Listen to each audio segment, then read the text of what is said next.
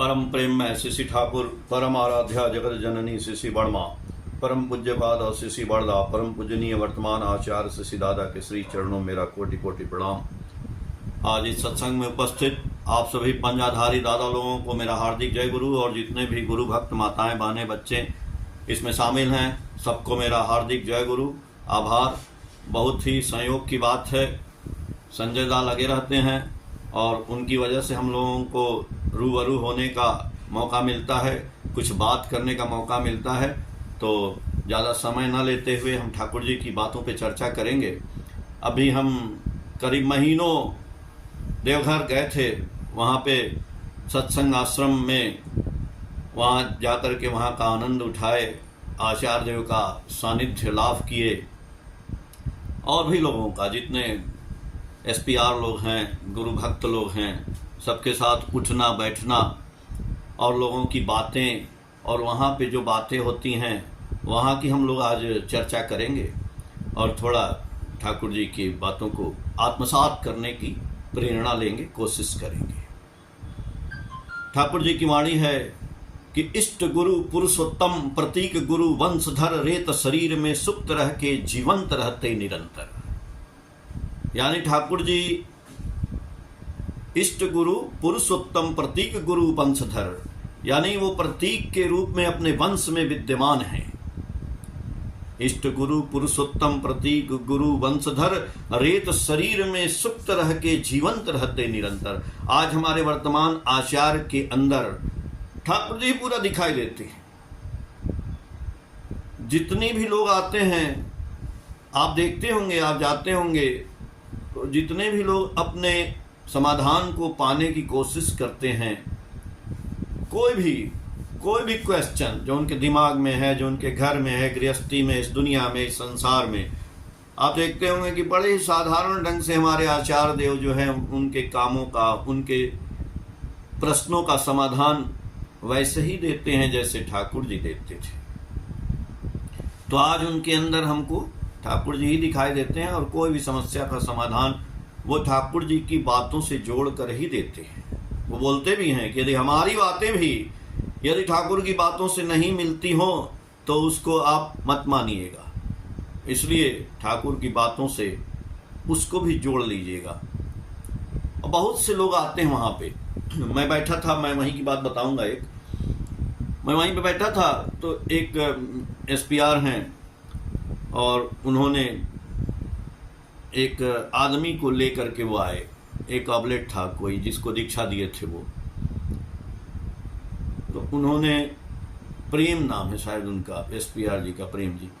तो उसके बारे में उन्होंने आचार्य देव से बोला कि दादा इनकी कहानी तो विचित्र है, और इन्होंने दीक्षा लिया और इनके जीवन में एक ऐसा बदलाव आया कि ये जो है यदि सातपत्ती में छप जाए या कहीं भी प्रिंट हो तो बहुत अच्छा रहेगा।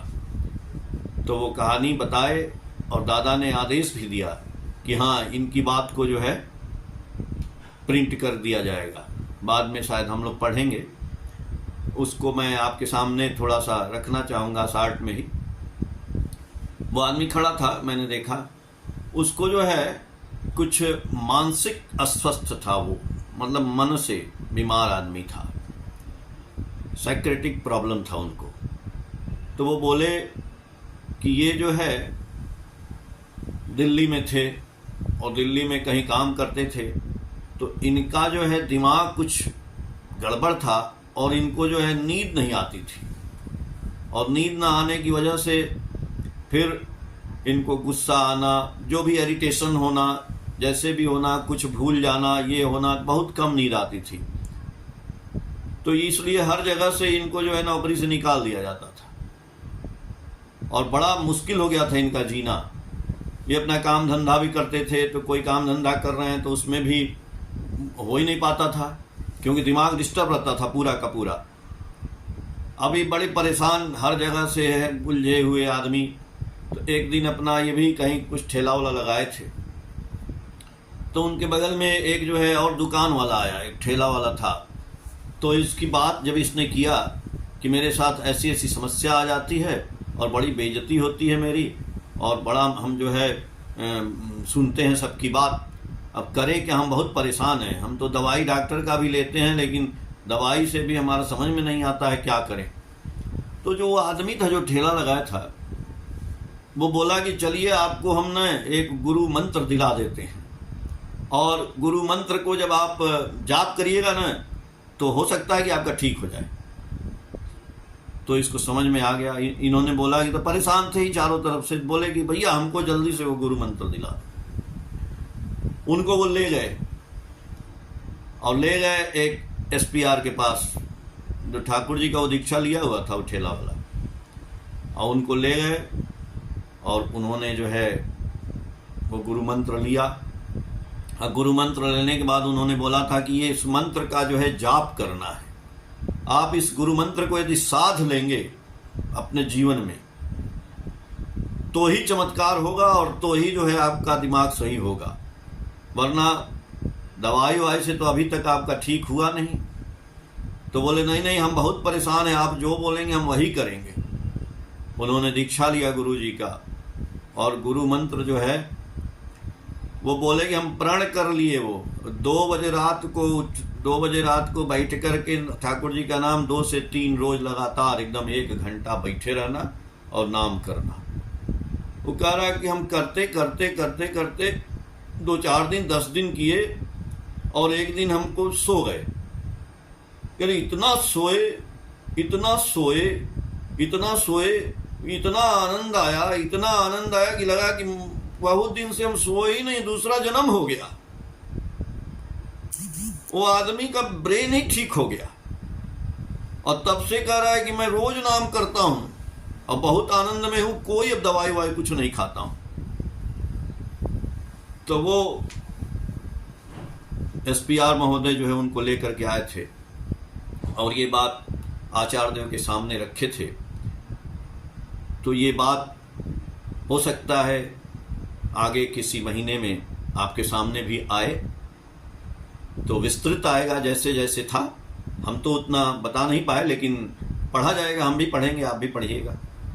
मेन बात है, यही बात हम लोग कहते हैं कि जो ठाकुर जी की वाणियां हैं उन वाणियों में बहुत रहस्य छुपा हुआ है, एक एक वाणियों में, एक एक शब्द में, इसलिए अर्थ का अनर्थ न हो जाए। इसलिए सुबह हम देखते हैं कि आचार्य बैठते हैं तो प्रेयर के बाद वहाँ पे आधा घंटा जो है उन वाणियों पे, चाहे सत्यानुसरण की वाणी है, चाहे आचार्य चर्या है, जो भी होता है, एक एक वाणी पे एक एक शब्द की व्याख्या करते हैं। जैसे प्रधान आचार्य बड़दा करते थे, वैसे ही आजकल एक एक वाणी पे एक एक शब्द पे व्याख्या होता है। इसलिए हम लोगों का ये कर्तव्य है कि हम लोग पुस्तक पढ़कर पुस्तक नहीं बनना है। जो ठाकुर जी बोले कि पुस्तक पढ़कर पुस्तक मत बन जाओ, उसके एसेंस, उसके सार को मत जागत करने की चेष्टा करो। तो वही आजकल होता है और वही हमको भी करना है। और ऐसी कोई बात नहीं है, हम लोग दूर हैं, कोई जरूरी नहीं है कि हम आचार्यों के पास जा करके ही पढ़ें, बैठें, उनकी बात सुने। आप ठीक है, आप 2 दिन के लिए जाते हैं, 1 दिन के लिए जाते हैं, उनका सानिध्य लाभ करिए। फिर हम लोग आके अपने घर पे, हमारे पास डिक्शनरी, आजकल तो मोबाइल है, मोबाइल में गूगल है, सारा आपको जो है उसका अर्थ भी बताते हैं। तो हम लोगों को अपने से नहीं परिचर्या कर देनी है, अपने हिसाब से नहीं। हमको आचार्य ने क्या कहा, ठाकुर जी ने क्या कहा, उसके ऊपर जो है उन बातों को रखना है। तभी तो ठाकुर जी की एक वाणी है कि इष्ट में रखो भक्ति अटूट, शक्ति पाओगे दिल में, अत्ता कर्म में रंग दे स्वभाव, पड़ोगे नहीं दुख में। इष्ट में रखो भक्ति अटूट। जब इष्ट में हमारी भक्ति रहेगी तब हमारे दिल में शक्ति आएगी। तो भक्ति क्या क्या करेंगे, हम इष्ट में भक्ति रखेंगे तो भक्ति से क्या होगा। हमारे जीवन में जब इष्ट से भक्ति हो जाएगी, साधारण सी बात है, हम एक मकान खरीदते हैं, एक घर खरीदते हैं, एक फ्लैट खरीदते हैं, तो फ्लैट में मेरी भक्ति हो जाती है तो हम फ्लैट को सजाते हैं, सुंदर रखते हैं ना। अगर लगाव नहीं, मैं दूसरे के फ्लैट में चला जाऊंगा। आदमी किराए में भी रहता है, उतना लगाव नहीं रहता है, कहीं भी कील ठोक देता है, कहीं भी कुछ टांग देता है। कहीं भी कुछ रख देता है, उतना लगाव नहीं रहेगा जितना आप अपना खरीदते हैं और उसमें सजाते हैं, उस घर को पूरा सजाते हैं। आप दूसरे के फ्लैट में जाते हैं, दूसरे के घर में जाते हैं तो देखते हैं कि अरे इनके घर में तो फॉल सीलिंग है, इनके घर में तो झूमर लटका है, इनके घर में ऐसे लाइट लगी है, शीशा है, सोफा है, डाइनिंग टेबल है, ये है, वो है, कालीन, जो भी है, बहुत सुंदर लग रहा है। तो मैं भी अपना घर ऐसे सुंदर सजाऊं। क्या जरूरत है सजाने की? हम अपने घर में, हमारा घर है, हम जैसे भी रखें। हम चाहे तो अपने घर में कील ठोक दें और उसमें थैले में सब जो है, कहीं तेल डाल दें, कहीं नमक डाल दें, कहीं अपना पैकेट, अपना कपड़ा टांग दें। मेरा घर है, मैं जैसे भी रहूं। लेकिन नहीं, आदमी सुंदर रहना चाहता, सुंदर अपने घर को रखना चाहता है, कोशिश करता है। जितना उसके पास पैसा है उसी हिसाब से वो लाता है सामान, उसी हिसाब से वो अपना जो है सुंदर घर बनाता है। ये तो एक उदाहरण, एग्जाम्पल मैं घर का दे रहा हूं, इसलिए कि यहां भक्ति की बात आ गई। तो जब हमने अपने गुरु जी से भक्ति किया, उनकी शक्ति मेरे अंदर आई,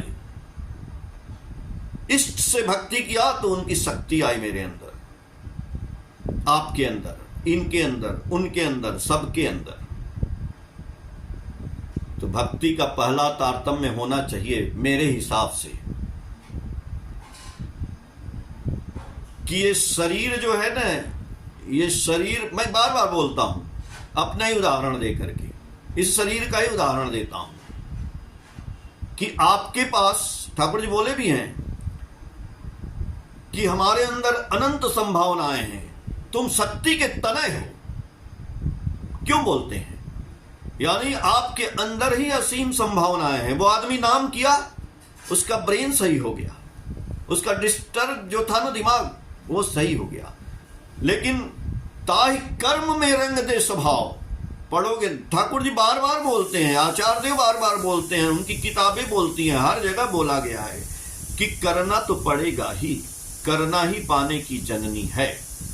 हम करेंगे नहीं, सत्संग सुनेंगे, अच्छी बात है। ठाकुर जी बोले भी हैं, सदगुरु शरणापन्न हो, सतनाम मनन करो, सत्संग का आश्रय ग्रहण करो।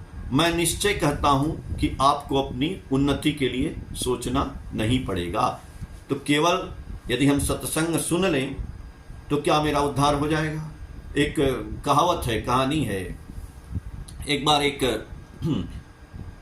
नारद जी एक बार जो है विष्णु जी के पास जाते हैं और विष्णु जी से सत्संग की चर्चा करते हैं कि भगवान, जो आदमी सत्संग जाता है, ठाकुर जी बोले ना, सदगुरु शरणापन्न हो, सतनाम मनन करो और सत्संग का आश्रय ग्रहण करो, तो आपकी उन्नति होगी। तो उन्होंने पूछा कि भगवान, सत्संग ग्रहण करने से, सत्संग का आश्रय लेने से, सत्संग सुनने से क्या हमारी उन्नति हो जाएगी, प्रगति हो जाएगी? तो विष्णु जी ने बोला कि इसका जवाब मैं नहीं दूंगा, तुम जाओ, वहां पे एक बताए कि फला जगह जाना, वहां पे एक गिरगिट बैठा है और गिरगिट से पूछना कि सत्संग क्या होता है, सत्संग का असर क्या होता है। वो जाते हैं और जाने के बाद उस गिरगिट से पूछते हैं, अरे भाई सुनो, ये बताओ कि सत्संग का असर क्या होता है। जैसे उन्होंने सत्संग का नाम लिया तो गिरगिट मर गया, राम नाम सत्य हो गया। बोले अरे ये तो सत्संग का नाम ही लेते मर गया। बोले अच्छा। तो फिर वो गए विष्णु जी के पास, बोले कि महाराज हम तो पूछे भगवान गिरगिट से कि सत्संग का असर क्या होता है, तो वो तो मर ही गया। तो बोले कि अच्छा मर गया, अब तुम जाओ, एक फला जो है संत है, उनके पास एक तोता है, उस पिंजड़े में बंद है, उस तोता से पूछना। तो वो चले गए। एक दिन, दूसरे दिन गए संत के पास और वहाँ जो पिंजड़ा था उसमें तोता था। तो उससे पूछे कि भाई सत्संग का असर क्या होता है। जब उससे पूछे तो वो तोता भी मर गया। अब वो तोता भी मर गया, वो बड़े परेशान, अरे हम तो जिससे पूछ रहे हैं वही मर जा रहा है। फिर भागे भागे गए विष्णु जी के पास, बोले भगवान वो तोता भी मर गया। तो बोले अच्छा तोता भी मर गया? तो बोले कि अच्छा तुम ऐसा करो, एक जगह भेजते हैं, वहां तुमको पता चल जाएगा। बोले अब मत भेजिए, अब भाई अब कहीं भेजेंगे मर ही जाएगा वो। बोले नहीं नहीं, अब तुमको हम असली जगह भेजते हैं। एक फला राजा हैं, उनको बहुत दिन से संतान नहीं हो रही थी, उनको एक पुत्र की प्राप्ति हुई है। वो जाके राजा से नहीं, उस छोटे से नन्हे शिशु से, पुत्र से पूछना। बोले वो क्या बताएगा? बोले हाँ बोलेगा वो, जाओ उससे पूछना। चल दिए, लेकिन रास्ते में सोचे बाप रे बाप, उसको तो बहुत दिन से पुत्र नहीं था, अब हुआ है, उससे पूछेंगे कहीं मर जाएगा तो राजा बहुते मारेगा हमको। खैर बोले कि अच्छा भगवान बोले तो जाते हैं। गए और जाने के बाद राजमहल में प्रवेश किए, राजा मिले, बोले कि अरे आप आए हैं बताइए। बोले आपसे नहीं, आपके यहाँ जो बालक जन्म लिया है हमको उससे बात करनी है। बोले अच्छा आपको पता है बालक जन्म लिया है? बोले हाँ। तो ले गए बालक के पास, तो बालक देख के उनको हंस रहे थे। तो जा कर के पूछे कि भाई आप सत्संग का असर क्या होता है? वो बालक मरा नहीं, वो बालक बोलने लगा, बोला अरे आप समझे नहीं सत्संग का असर क्या होता है? बोला क्या? जब आपने गिरगिट से पूछा था तो वो गिरगिट मर गया, फिर आपने तोता से पूछा था वो तोता भी मर गया। बोले हाँ, आपको तुमको कैसे पता है? तो बच्चा बोलता है वो गिरगिट मैं ही था। तो आपने जब सत्संग का, उस सत्संग केवल नाम लेने से मेरा मुक्ति मिल गया, तो फिर मैं तोता में जन्म ले लिया। फिर तोता से जब आपने पूछा तो तोता भी नाम सत्संग लेने से मेरे को मुक्ति मिल गई। फिर उसके बाद ये सुंदर शरीर हमको राजकुमार का, राजा के घर मैंने मनुष्य का जन्म लिया। ये तो होता है सत्संग का असर। तो ये कहानी है। खैर जैसे भी है, तो हमको सदगुरु शरणापन्न होना है, सतनाम मनन करना है और सत्संग का आश्रय ग्रहण करना है, ये बात है। लेकिन वो भक्ति वाली बात, वो घर वाली बात पे हम आते हैं कि घर जो है सुंदर से सजाते हैं हम, अड़ोसी पड़ोसी की घर को देख के आते हैं, चाहे हम अपना घर खरीदे।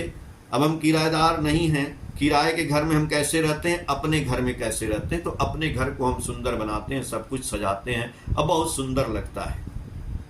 ठीक उसी तरह से जब हमने मालिक की भक्ति की है तो भक्ति का गाढ़त्व ही है प्रेम।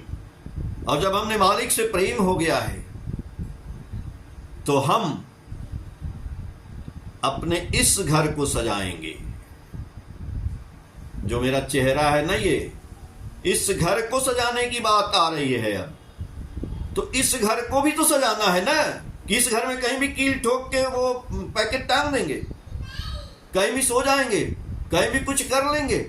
नहीं, आपका घर है तो इसको बहुत सुंदर बनाना है। तो इस घर को सुंदर कैसे बनाएंगे? जब हमारे अंदर भक्ति आ जाएगी। अब भक्ति आएगा तभी ये घर सुंदर होगा, तभी इस घर में झूमर लगेगा, तभी इस घर में लाइट लगेगा, तभी इस घर में पंखा लगेगा, एसी लगेगा, कूलर लगेगा। यानी इस घर का व्यक्तित्व का निर्माण हो जाएगा, चरित्र का निर्माण हो जाएगा। हमारा बोलना, हमारा चलना, हमारा सुनना, हमारा सब कुछ बात करना, यानी इस घर को सजा लेना है। तो इस घर को सजाना इतना आसान नहीं है। कैरेक्टर, चरित्र, when ideal is awakened in the man, is active, agile, inquisitive, tactful and alert. In one word, all the faculties are gloom and blow. तब ये घर सजेगा जब मालिक से प्रेम हो जाएगा। मालिक से प्रेम तो होना ही है, क्योंकि आप यजन करते हैं, याजन करते हैं, इष्टवृत्ति करते हैं, नाम करते हैं, ध्यान करते हैं, प्रभु का गुणगान करते हैं। जब इतना करेंगे तो ये शरीर रूपी घर सज जाएगा। एक गाना है, मेरे बाके बिहारी लाल, तू इतना ना करियो श्रृंगार, नजर तोहे लग जाएगी। है ना, मेरे बाके बिहारी लाल तू इतना ना करियो श्रृंगार, नजर तुम्हें लग जाएगी। भाई गाना भक्त ने बनाया है कि हे भगवान बाके बिहारी लाल आप इतना श्रृंगार न कर लो सुंदर। देखिए माँ जो है बच्चे को जब नहलाती है, धुलाती है, चोटी बनाती है, पहनाती है, पाउडर लगाती है, तो इसको एक काला टीका लगाती है कि इसको नजर न लग जाए। तो भगवान को भक्त बोल रहा है कि आप इतना सुंदर लग रहे हैं कि आपको भक्तों की नजर लग जाएगी। ठीक वैसे ही जैसे भगवान को भक्त की नजर लग जाए, हम तो चाहते हैं कि आप और हम और जितने गुरु भक्त या जितने भी जो लोग भी हैं, हम लोग भी अपना इतना श्रृंगार कर ले सुंदर। किस चीज का श्रृंगार? सत्य का, निरहंकार का, निर्लोभ का। यानी ये सब कुछ हमारी प्रवृत्तियां खत्म हो जाए और सुंदर हो जाए हमारा शरीर। तो जब हम इन सब का श्रृंगार कर लेंगे तो किसकी नजर लगेगी? जाहिर है मालिक की नजर लग जाएगी। और हम तो चाहते हैं कि हमारा इतना बढ़िया श्रृंगार हम कर लें कि ठाकुर की नजर हम पर लग जाए, आप पे लग जाए, सब पे लग जाए। तो प्रभु जी, भाई जी, आप श्रृंगार तो करिए। ठाकुर जी बोले निंदा करिस्ना, जा निंदा करवी तार समस्त दोष तोर भीतरे आसरे। सत्यानुसरण में भी बोले हैं कि यदि आप किसी का दोष देखते हैं तो सबसे पहले वो सारा दोष आपके अंदर आके घर बना लेता है। इसलिए जब निंदा हटाएंगे तब श्रृंगार होगा, जब कपटता हटाएंगे तब श्रृंगार होगा, जब लोभ हटाएंगे तो एक और श्रृंगार बढ़ेगा। ये सब ना आपके चेहरे पे दिखाई देगा।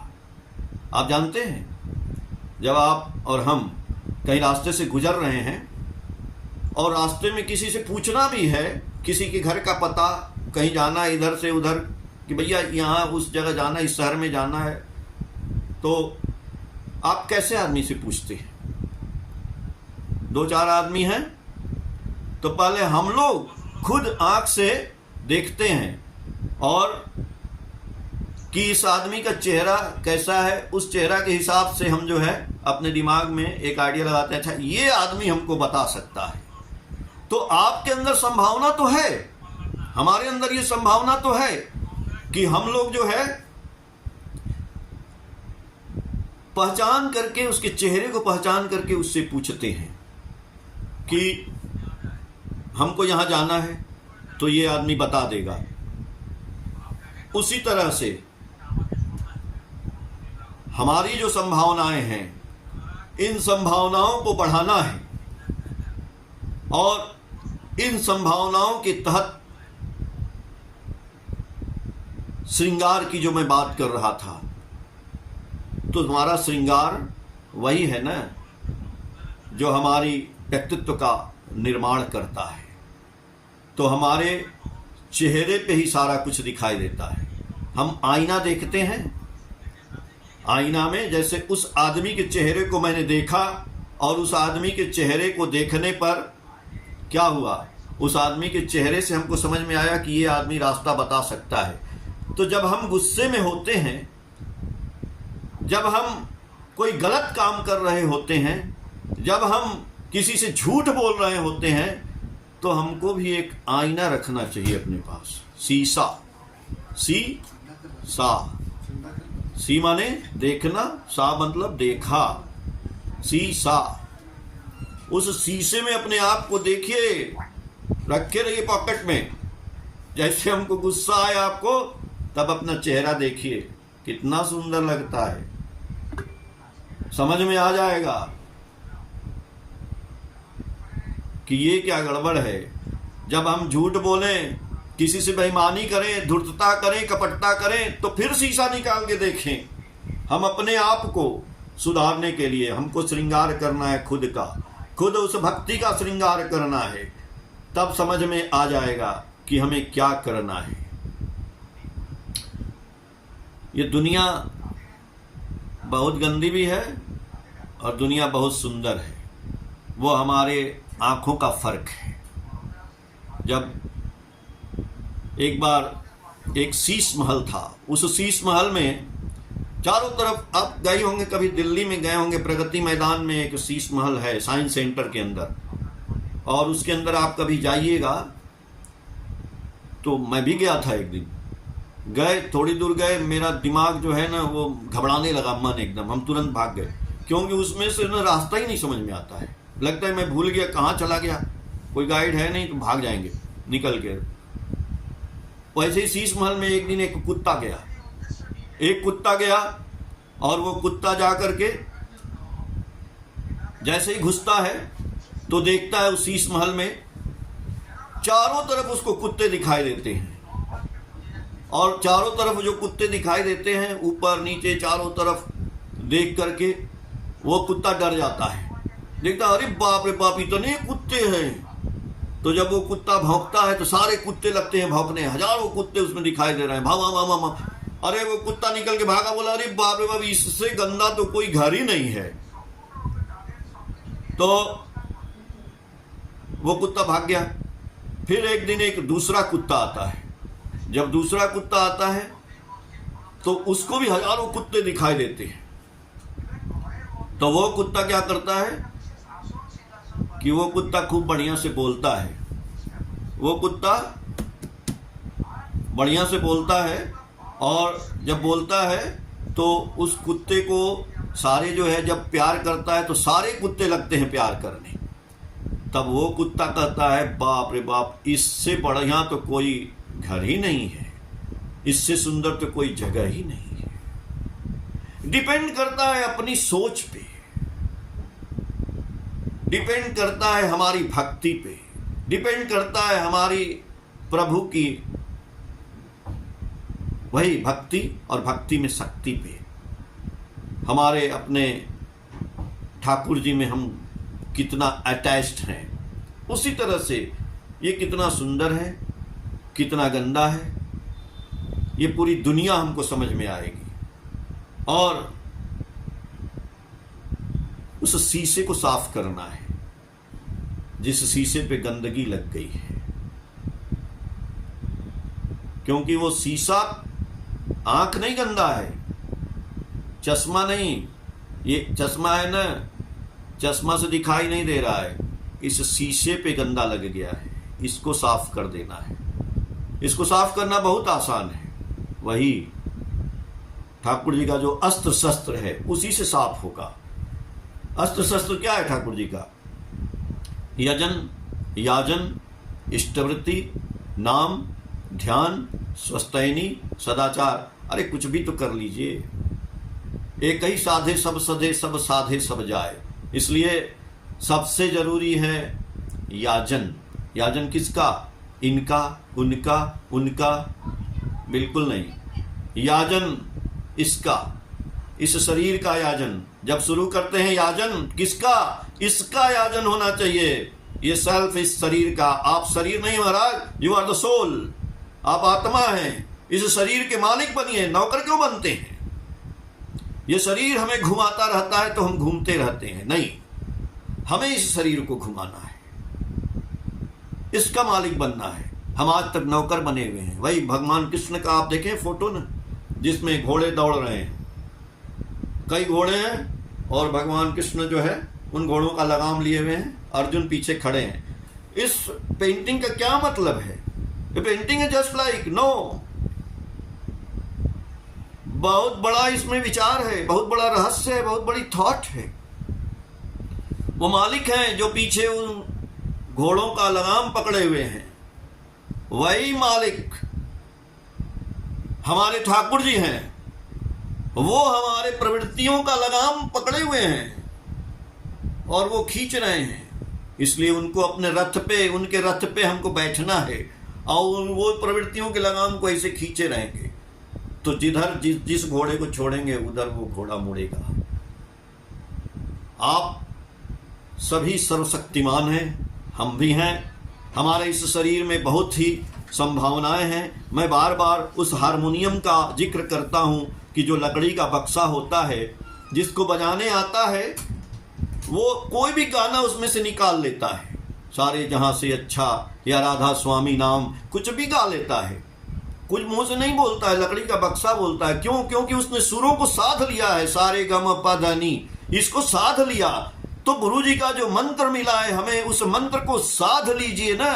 साध लेने से निरंतर नाम, जब निरंतर नाम करेंगे, सांस सांस पे नाम ले सांस व्यर्थ न होए, ना जाने इस सांस का आमन होए न होए। इस शरीर में जो आत्मा रूपी चिड़िया बैठी है, इसके नाम को खिलाना है। सध जाएगा ना तो आप भी इस हारमोनियम से, इस बक्से से जो चाहोगे वही निकलने लगेगा। ठाकुर जी तो बोले हैं कि मैंने आपको अमृत दे दिया है और उस अमृत को पीना है आपको, और वही अमृत है जो देवतागण पी करके अमर हो गए थे। क्यों? क्योंकि बोले ये अमृत जो है अनवरत पीना, वो अमृत है नाम, अनवरत नाम कर। ठाकुर जी बोले बख विदारण कर दिखाई ए इनाम। हनुमान जी की तरह से सीना फाड़ दीजिए तो सीताराम सीताराम। ठाकुर बोले मुख बंद हवे ना, मुंह नहीं बंद होना चाहिए, दिन रात अनवरत। ठाकुर जी बोले जा इच्छा करवे ताई हवे, जो आप इच्छा करेंगे वही हो जाएगा। इससे बड़ा ठाकुर जी आपको क्या चमत्कार दें, क्या ज्ञान दें और कौन सा धन दें। इस नाम से ही सर्व कुछ हो जाएगा। मैंने उस आदमी की बात बताई जो उदाहरण, वो आदमी आया था। ठाकुर जी आप लोगों का मंगल करें। जय गुरु, धन्यवाद।